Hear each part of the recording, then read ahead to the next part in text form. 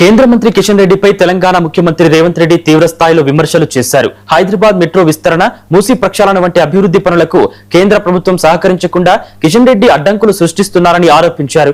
కిషన్ రెడ్డి ఎంతటి పాటి లడాయి కోతినో అందరికీ తెలుసనని ఘాటు వ్యాఖ్యలు చేశారు. తెలంగాణ అభివృద్ధికి నిధులు తేవడంలో బీజేపీ ఎంపీలు విఫలమయ్యారని, గుజరాత్ ప్రాజెక్టులకు సహకరిస్తున్న మోదీ ప్రభుత్వం తెలంగాణకు మాత్రం అన్యాయం చేస్తుందని రేవంత్ రెడ్డి మండిపడ్డారు.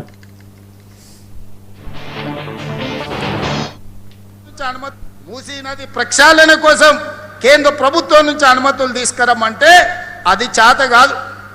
కానీ ఈడుండి పొంకనాలు కొడుతున్నారు.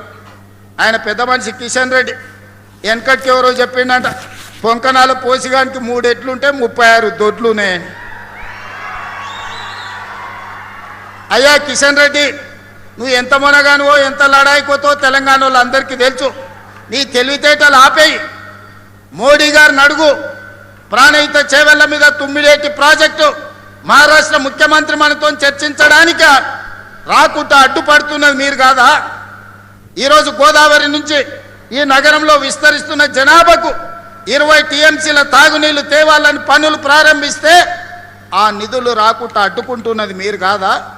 ఇవాళ సింగూరు జలాలను నగరాన్ని దాహార్తం తీర్చడానికి ప్రయత్నం చేస్తుంటే అడ్డుపుల్ల పెట్టింది మీరు.